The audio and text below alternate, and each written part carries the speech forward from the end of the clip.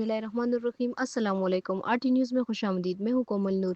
پشاور حیات آباد post graduate college عید festival کا انعقاد کیا گیا۔ اس فیسٹیول میں طلباء کی چھپی ہوئی صلاحیتوں کو اجاگر کرنے کے ساتھ ساتھ ذہنی نشوونما کرنا تھا۔ اس موقع پر اسکول کی پرنسپل ڈاکٹر سلطانیہ کا کہنا تھا کہ یہ اقدام طلباء کی نصابی سرگرمیوں کے ساتھ ساتھ ذہنی اور جسمانی نشوونما کو تقویت دینے کے لیے لیا گیا تھا۔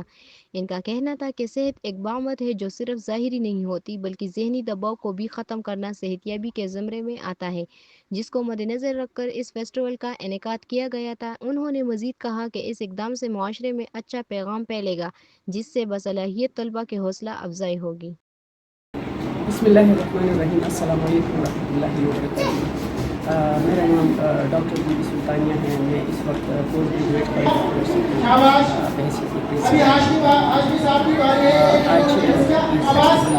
انعقاد کیا گیا ہے۔ وہ اسٹوڈنٹس کے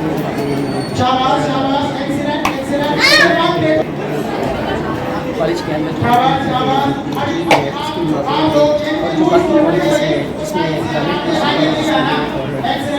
پبلک سیکٹر کے نرسنگ کالجز بھی ہیں، ان کے اسٹوڈنٹس کو بھی ہم نے مدعو کیا تھا اس پروگرام میں، اور اس کے اندر مقصد یہ تھا کہ ایک گیدرنگ ہو جائے اور جو سوشل ڈسٹینس ہمارے درمیان میں جو میڈیا کے تھرو یا جو موبائل کی یوز کے تھرو جو ہمارے اندر جو سوشل ڈسٹینس ہے اس ڈسٹینس کو کلوز کرنے کے لیے ہم نے یہ عید الاضحیٰ کا میلہ جو ہے نا آرگنائز کیا تھا۔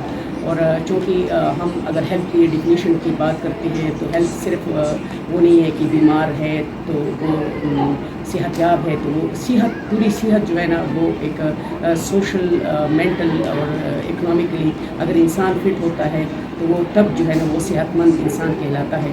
تو یہ جو سوشل ڈسٹینس ہے اس کو کلوز کرنے کے لیے ہم نے یہ پروگرام فرسٹ ٹائم آرگنائز کیا تھا کہ تاکہ وہ جو پرانی روایات ہے جو ہم عید میں ایک دوسرے کے ساتھ جو ہے نا گیدرنگ کرتے ہیں، تو اس پرانی روایات کو ہم نے دوبارہ جو ہے نا زندہ کرنے کی کوشش کی ہے۔ اور یہ میسیج سارے پبلک کے لیے ہے کہ سوشل ایکٹیویٹیز جو ہے نا